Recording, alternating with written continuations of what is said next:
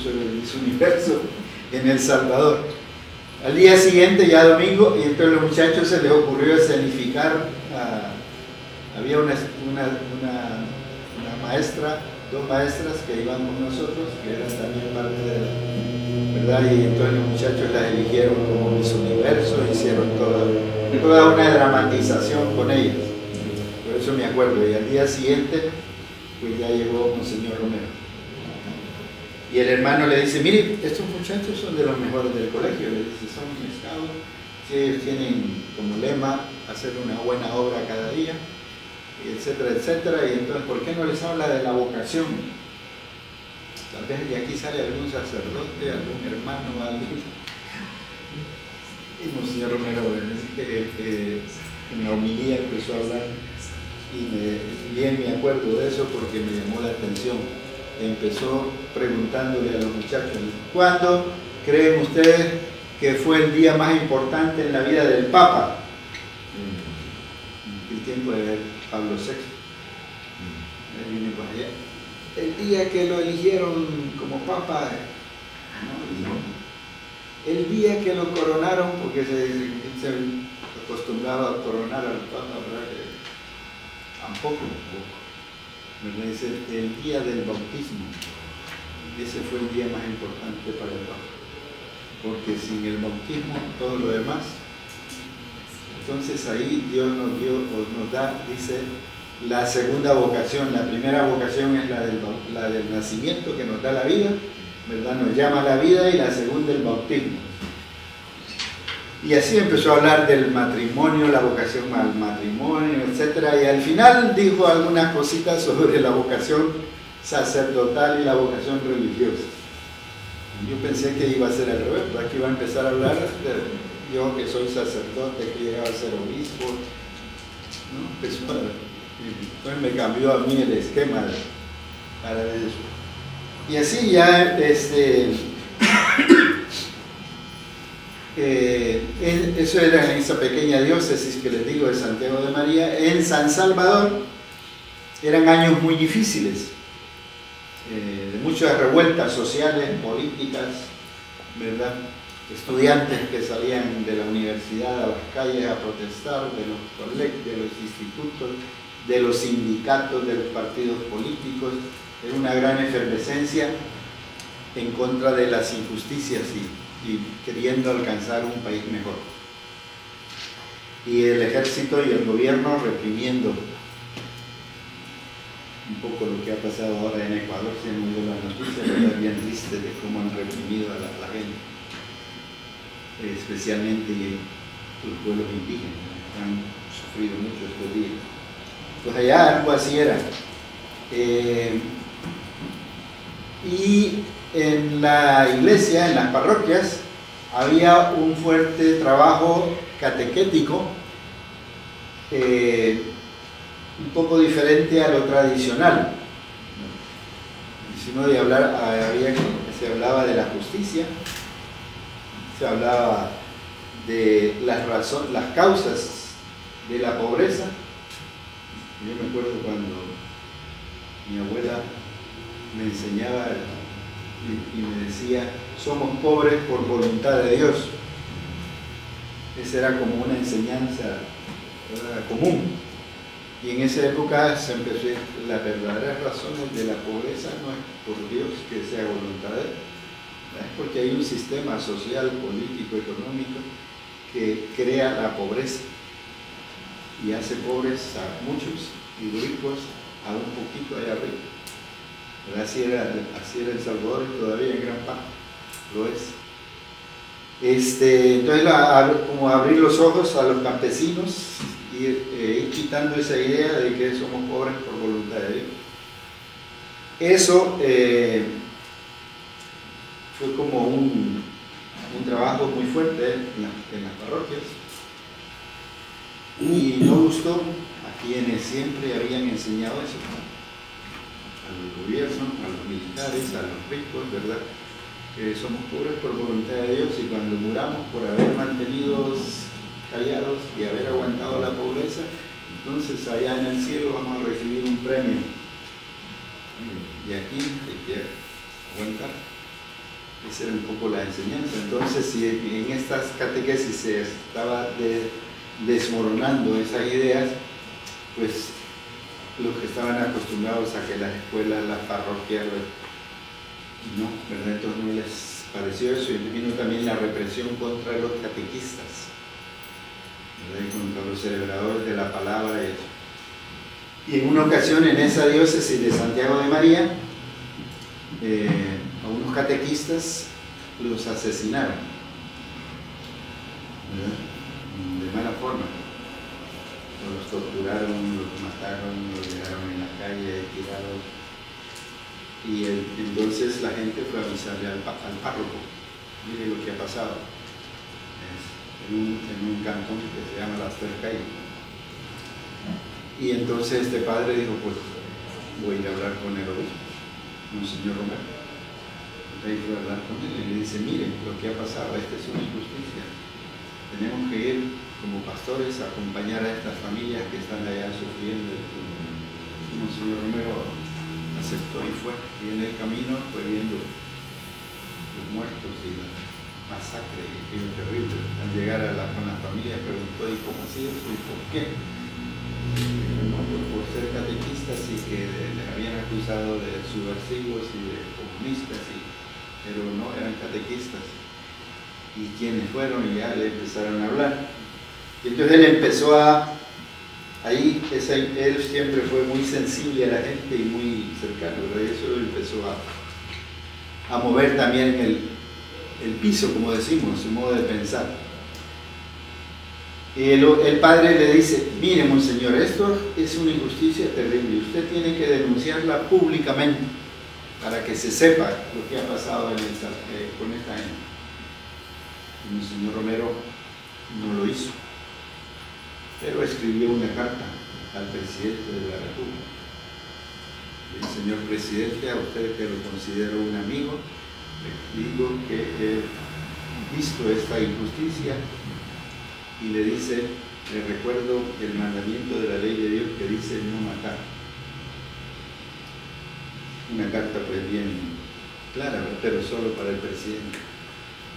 Pero eso pues ya lo va a él orientando por otro rumbo.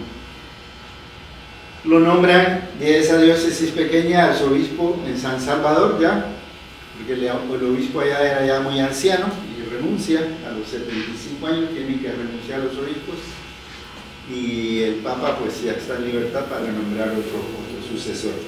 Entonces el obispo que estaba, Monseñor Luis Chávez y González, ya muy anciano, renuncia, y parece que por presiones del gobierno, por presiones de prominentes políticos, de gente de mucho dinero, por presiones de ellos en el Vaticano, nombran a Monseñor Romero como un hombre que era tranquilo, sencillo, que no decía mucho las cosas, para que no, en aquella situación de efervescencia social y política, porque el que estaba como obispo auxiliar era un obispo llamado Arturo Rivera Damas. Él era una persona mucho más abierto con los universitarios, y con toda gente dijeron: no, Monseñor Rivera Damas no, va a ser demasiado progresista. Lo que queremos es una persona tranquila, que venga a apaciguar esta situación. Y parece que entonces eligieron a Monseñor Romero. Él llega allá a San Salvador. Normalmente cuando un obispo llega a una diócesis, pues hace una gran celebración en catedral, una gran misa. A veces le hacen actos públicos, ¿verdad?, con la presencia del presidente de la República, con la presencia de no sé quién más. Y él no quiso hacer eso, porque la situación la vio muy complicada. Entonces nada más hizo una pequeña reunión en el seminario San José de la Montaña, donde se forman los sacerdotes, y ahí tomó, ¿verdad?, se hizo el acto sencillo. Eso fue ya un signo importante de que él venía en otra postura. Y fue eso en febrero de 1977. 22 de febrero, si mal no recuerdo, de 1977. 15, 20 días después, el 12 de marzo, asesinan a su gran amigo, el padre Rutilio Brandt, el sacerdote que les digo que estuvo con él acompañándolo cuando lo nombraron obispo. Era un sacerdote muy amigo de él, que era un sacerdote que tenía una postura mucho más avanzada, progresista. No podíamos decir como que no coincidía Monseñor Romero con él, pero yo creo que esas pláticas de amigos muy sinceros pues también fueron ayudando a Monseñor Romero a entender las cosas diferentes. Y ahí empezó el gran profeta que ahora honramos y conmemoramos y actualizamos. Hace poco, hace 3 semanas, el Papa León XIV publicó un documento importante, una exhortación apostólica, Dilexite, se llama, en latín, ¿verdad? Los documentos en la iglesia suelen tener el nombre con la palabra con la que empieza, y ese empieza en latín diciendo Dilexite, que es una cita del libro del Apocalipsis, dice, te he amado. Se está refiriendo a una pequeña comunidad que era insignificante, pero a esa comunidad el profeta le dice, Dios te he amado. Y el Papa León XIV toma esa frase para empezar su documento. En ese documento va hablando de todo un documento, es importante que lo estudiemos, les recomiendo que lo lean y lo estudien. Es un documento importante que hace todo un recorrido desde el Antiguo Testamento hasta la historia de la Iglesia y hasta nuestros días. Y por eso en el número 89 va a mencionar a Monseñor Romero. Va a decir, Monseñor Romero, que fue sensible a los pobres, que tomó la opción por los pobres, sigue siendo para la Iglesia un signo importante, más o menos con esas palabras lo dice. Ustedes ven, es una forma de como el pensamiento de Monseñor Romero es actual. También unas semanas antes en el Vaticano se había celebrado el Día de los Mártires a nivel ecuménico, no solo la Iglesia Católica, sino que ahí estuvo también la Iglesia Anglicana, Iglesia Bautista, del Islam y de otras iglesias, unidos recordando mujeres y hombres que habían muerto por su fe en cada una de esas iglesias. Y el Papa ahí vuelve a recordar a Monseñor Romero. Para él es actualizarlo, y creo que eso es un poco mi trabajo y mi misión, ayudar a que ese santo nuestro se vaya conociendo y se vaya actualizando. Ya después, estando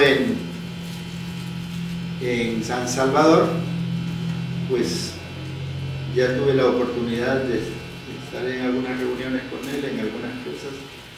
Yo seguía en San Miguel, allá en San Miguel un grupo de maestros nos reuníamos para escuchar las homilías y para reflexionarlas.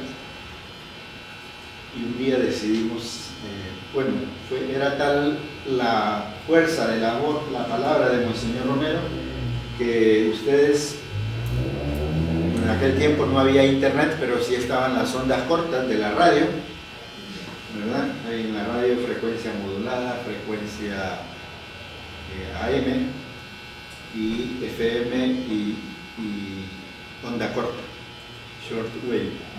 Esa onda corta sirve para escuchar radio de otros países lejanos. Y casi cada país, los grandes países, tienen una radio en onda corta para transmitir sus mensajes y sus ideas. Si ustedes saben, los domingos, a esta hora más o menos, ya en la noche, ustedes sintonizaban alguna de estas radios.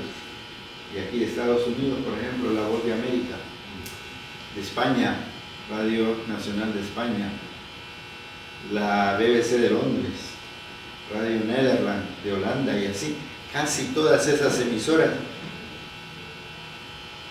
hacían un extracto de lo que Monseñor Romero había dicho en la homilía del domingo en la mañana. Imagínense la fuerza que fue tomando su palabra, ¿verdad? No solo en El Salvador, sino en la iglesia entera y en el mundo. Entonces, pero como él hacía unas homilías también de reflexión y análisis de la realidad, de iluminación con la Sagrada Escritura, iluminaba la situación que se estaba viviendo, los abusos a los derechos humanos, los asesinatos, las masacres y todo eso lo denunciaba. Entonces, todo eso resonaba a nivel mundial, ¿verdad? Decidieron dinamitar la radio con la que él transmitía. Y así la dinamitaron. Con la ayuda de gente se volvía a reconstruir, pues, le ponían también interferencias. Ustedes pueden escuchar algunas homilías, porque gracias a una mujer, una doctora, abogada, ella intuyó que esas homilías eran importantes y entonces fue grabándolas.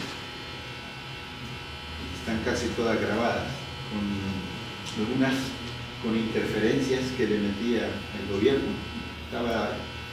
Estábamos oyendo la homilía por la radio y de repente de fondo sonaban rancheras, sonaba música, sonaba ruido, con interferencias para como decirle, no, te queremos oír, o cállate. Pero como Monseñor Romero seguía adelante, pues le dinamitaron la radio, los transmisores, 2 o 3 veces.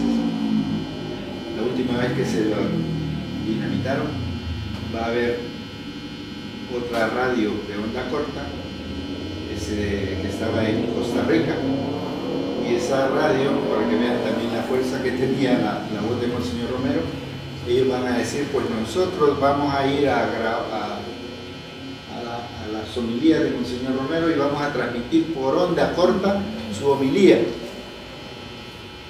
Y hay una foto en donde está Monseñor así predicando desde el ambón, y hay alguien ahí que le tiene un micrófono, no solo el micrófono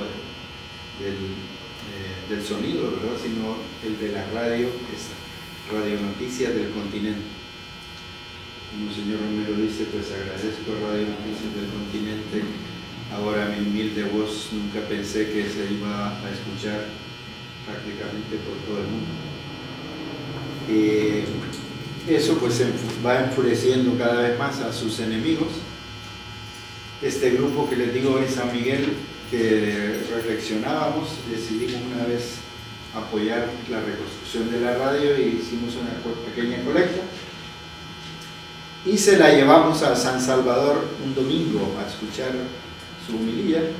Al final de la homilía él salía a la puerta atrás, la puerta de la entrada principal de la catedral o de la iglesia en donde estaba, y ahí la gente con mucho cariño pues pasábamos a saludarlo, y ahí pasamos nosotros, reconoció que veníamos de San Miguel, se puso contento, nos agradeció y le dimos un cheque por 600 colones, era en aquel tiempo la moneda en El Salvador, menos de $100 ahora. Ese domingo, el señor Romero pronunció una homilía fuerte.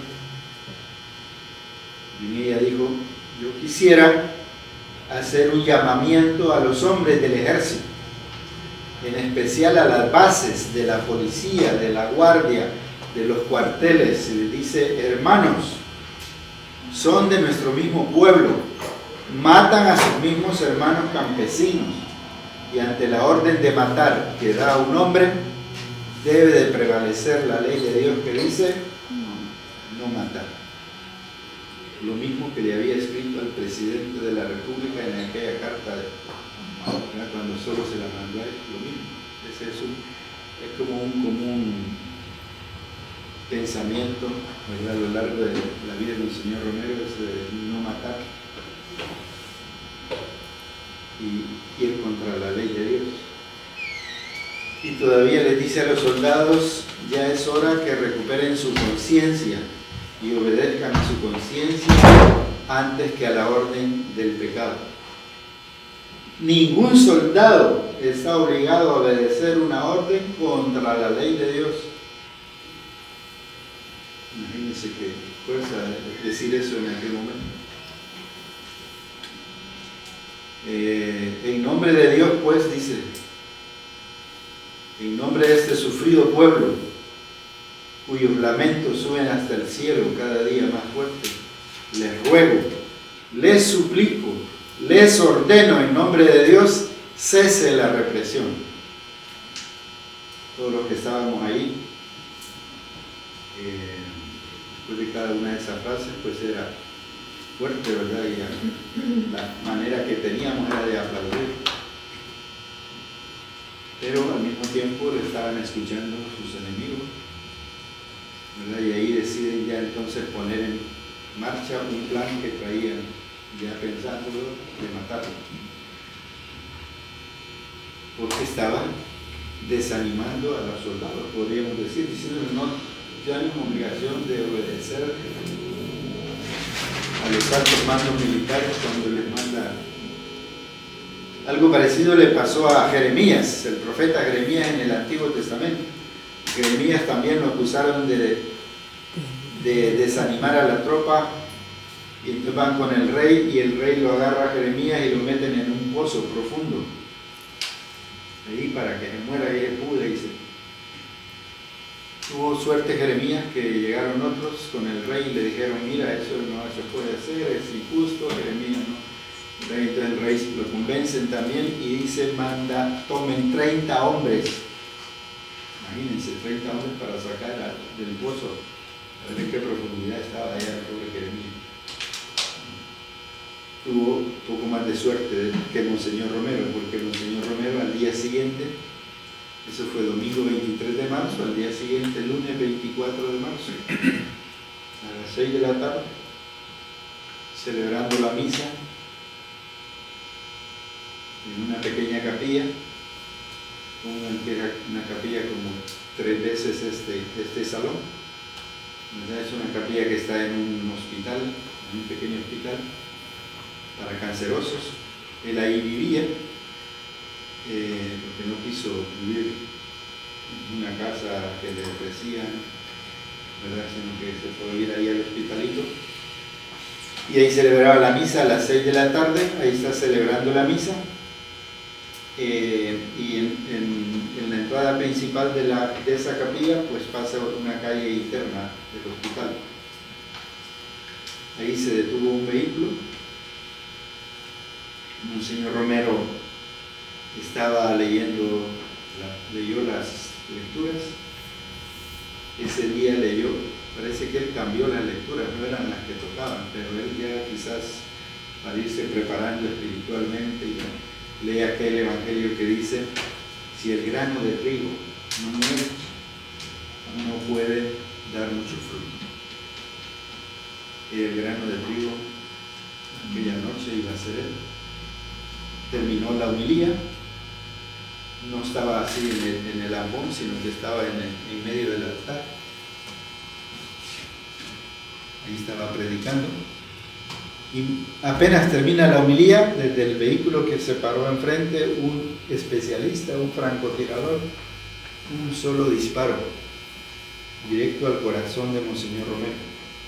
Una bala explosiva, esas que al entrar explotan, y a él se arrastra así del mantel y cae al suelo, sangrando ya la boca, las orejas, ¿verdad? Porque el disparo le ha causado una hemorragia profunda. Y ahí se arma el caos. Al principio no sabía qué pasaba, solo el gran estruendo del disparo, pero inmediatamente ven que es Monseñor Romero. Unas religiosas que estaban ahí, gente que estaba en la misa, lo recogen e inmediatamente lo llevan a un hospital, pero ya llega prácticamente muerto. Eso fue el 24 de marzo, al día siguiente de la homilía esta que les digo, que fue fuerte.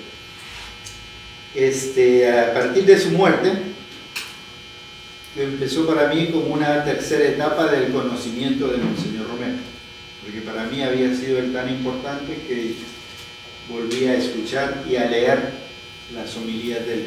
Se publicaron después en 7 volúmenes. Y ahí encontré una frase que me había llamado la atención la primera vez que se la oí.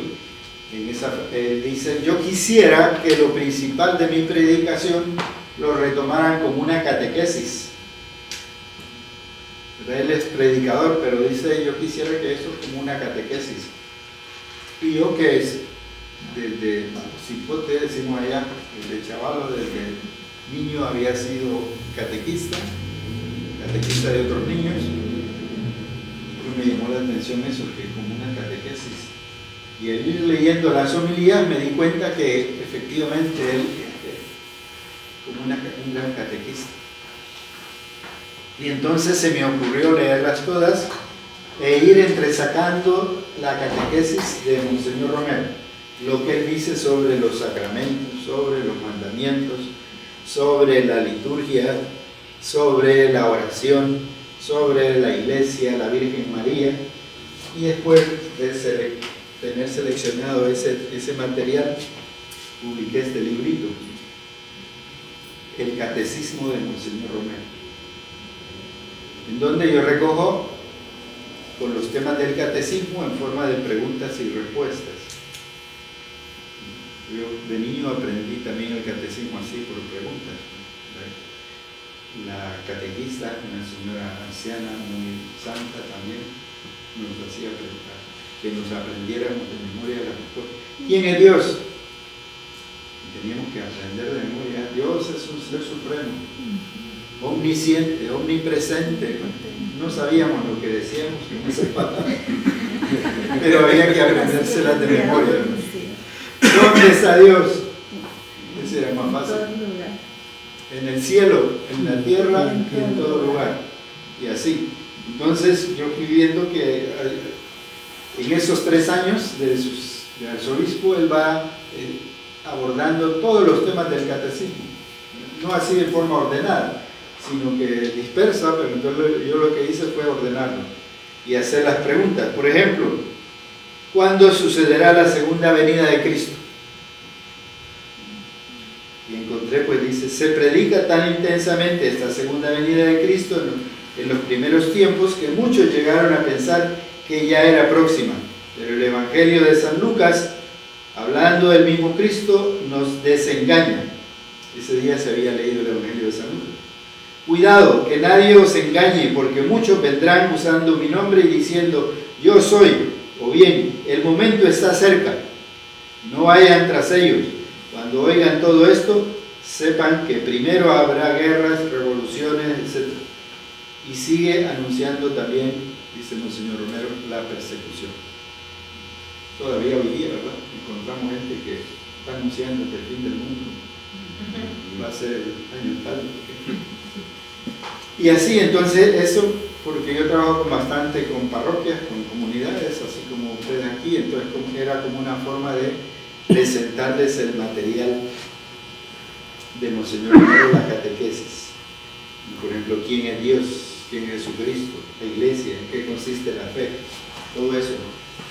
Y ahí encontré también que Monseñor Romero tiene otra catequesis importante en aquellos años, que era la catequesis, lo que llamamos la doctrina social de la Iglesia.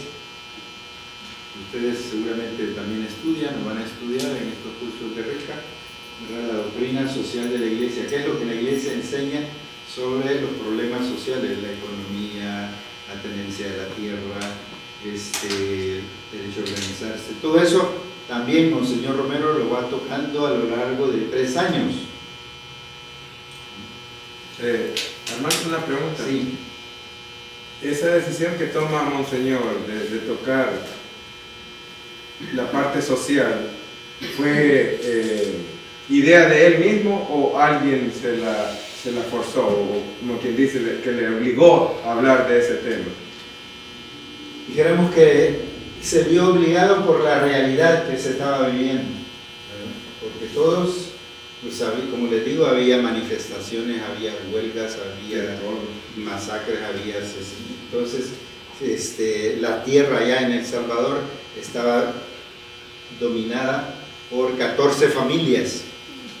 14 familias eran los dueños de las grandes extensiones de tierra. Entonces ese es un tema también de doctrina social de la iglesia y todo eso. Entonces él va iluminando. Armando, Sí. mi papá siempre hacía una referencia del 14, ¿verdad? 14 familias eran las dueñas del país, los 14 millonarios de El Salvador. Y casualmente en El Salvador estaba dividido en 14 estados, si les quieren llamar a ustedes, pero nosotros llamábamos departamentos. ¿Verdad? Entonces decía mi padre, cada uno es dueño de un pedazo de tierra que nos pertenece a nosotros. ¿Verdad? Entonces, en esa época en que Monseñor Romero sale y reduce. Entonces, a estas familias les dice claramente, ¿verdad? Tienen que repartir, tienen que distribuir, tienen que... No es justo el salario que están ganando los campesinos, los trabajadores de la caña de azúcar, los cortadores de café. Pues todo eso, me encontré también que él tiene toda una catequesis sobre la iglesia, una eclesiología, decimos nosotros. Y entonces también fui recogiendo, así, diseminadamente está, pero en esos 3 años, otra catequesis sobre la iglesia. Es predicador. Ustedes saben que en 3 años tenemos los 3 ciclos litúrgicos, y en esos 3 años, el ciclo A, el ciclo B y el ciclo C, la iglesia nos presenta prácticamente todos los libros de la Sagrada Escritura. Entonces él en 3 años estuvo de arzobispo, predicó eso, y es impresionante cómo va analizando desde Génesis, cuando aparece Génesis, hasta Apocalipsis, los libros de la Biblia, y los va explicando, y hasta va dando datos de quién es el autor, qué era lo que pasaba en aquel tiempo. Eso es interesante. Tiene una catequesis sobre el martirio, la persecución. Y entonces, ustedes saben que en la iglesia, desde los primeros siglos, la iglesia va recogiendo el testimonio de los santos y de los mártires. Y es el libro el que se llama el Martirologio, desde los primeros siglos. Entonces, también ahora la iglesia ha publicado un martirologio más actualizado ya de los mártires de los últimos tiempos. Y entonces yo, viendo todas las homilías de Monseñor Romero, fui sacando eso también en forma de preguntas, y las explicaciones que él da sobre la persecución.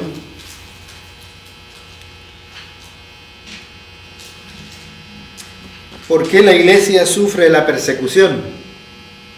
Tiene varias respuestas. Por ejemplo, esta dice: la iglesia sufre el destino de los pobres, la persecución.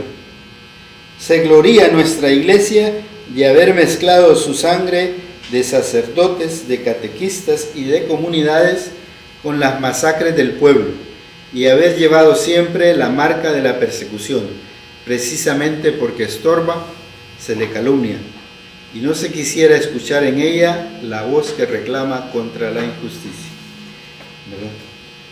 Y finalmente este año recogí la Cristología de Monseñor Romero. Todo lo que dice sobre Jesús, sobre Cristo, es también bastante material, porque Jesús era la razón de su vida y su predicación es sobre Jesús. Entonces hay bastante material ahí. Para terminar, quisiera, bueno, ustedes saben que los libros pesan, y entonces en este viaje no he podido traer muchos libros, pero allá hay algunos por si ustedes quieren adquirir alguno de estos. Monseñor Romero en su despacho tenía también unas estampas del Papa Juan Pablo II, que lo nombraron en ese tiempo. En 3 años, Monseñor Romero, en 3 años de arzobispo, conoció 3 papas. Pablo VI, que fue quien lo nombró, ¿verdad? Muere Pablo VI y nombran a Juan Pablo I, que apenas duró un mes. Y después viene Juan Pablo II. Y cada vez que moría un papa, cada vez que nombran a uno, Monseñor Romero tiene una homilía hablando del papa, la importancia del papa y toda una catequesis sobre el papa. Entonces tenía estas postales ahí en su despacho. Mucha gente le escribía, mucha gente le hablábamos, y entonces él siempre respondía y en esas postales escribía algo. Entonces, en una ocasión me escribió una postalita de él con su propia letra. Yo la he guardado como un tesoro y he sacado unas copias que les voy a dar para que ustedes también la tengan. Ahí hay un mensaje dirigido, dice: hermano Armando, ustedes cambien el nombre y digan hermano César o hermana María, hermana Carmen, y aplíquense ese mensaje.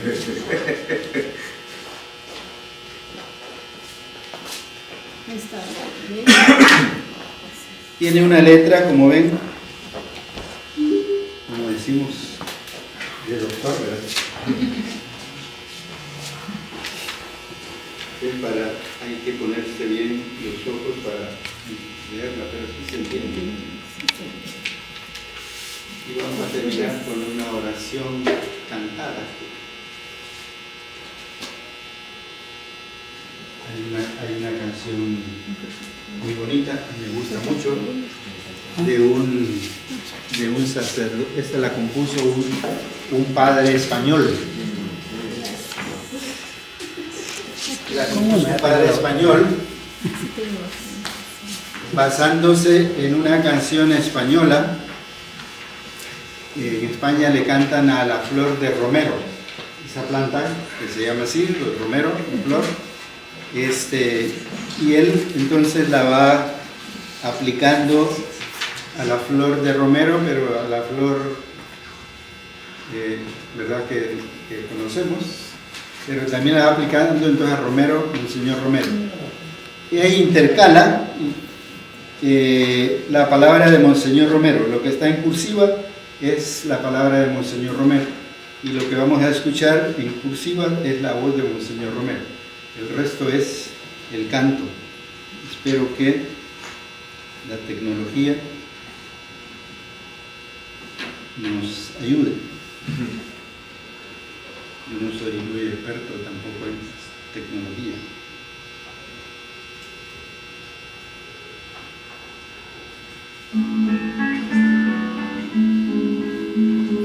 Olvidándome de lo que queda atrás y lanzándome hacia lo que está por delante, corro hacia la meta para ganar el premio al que Dios desde arriba llama en Cristo Jesús. A la flor del romero, romero verde, romero se seca, ya no florece, que no florece, ya florecido, Oscar Romero, por su martirio. Una meta que es alegría definitiva de todos los hombres. A la flor del romero, romero verde. Este amor, esta flor no se seca, siempre florece. Siempre florece el amor del romero, la juventud. De los pobres que esperan en Dios Todo vestigio ya como pérdida, comparado con la excelencia del conocimiento de Cristo Jesús mi Señor. Por Él lo perdí todo y todo lo estimo basura, con tal de ganar a Cristo y existir en Él, no con una justicia mía, sino con la que viene de la fe en Cristo. Esta es la trascendencia. esta flor da un aroma de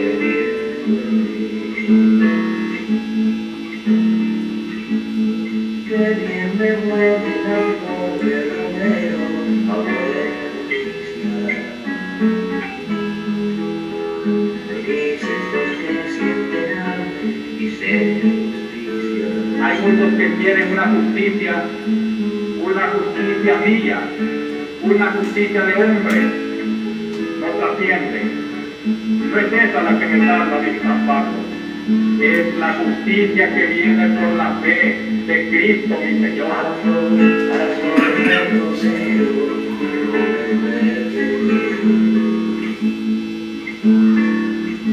este amor, la flor no se seca, siempre florece. ¿Y cómo es Cristo justicia del hombre?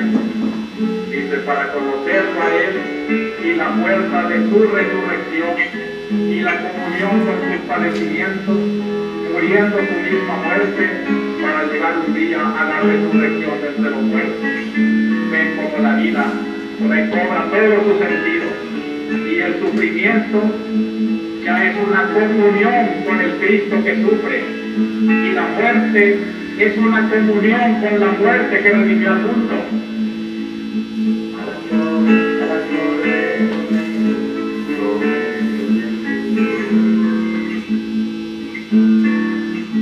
es de Dios esta voz nunca calla,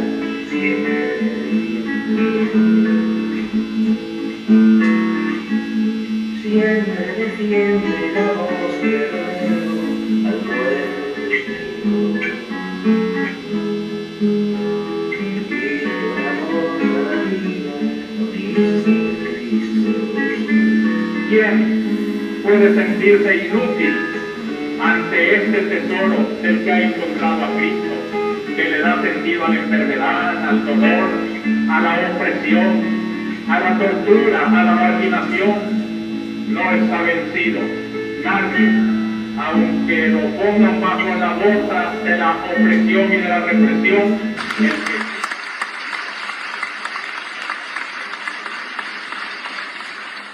Muchas gracias por llegar hasta el final, esperamos que comparta este mensaje con amigos, familiares y conocidos. No olvide dejar pulgar arriba y su comentario. Dios nos bendiga. Adiós.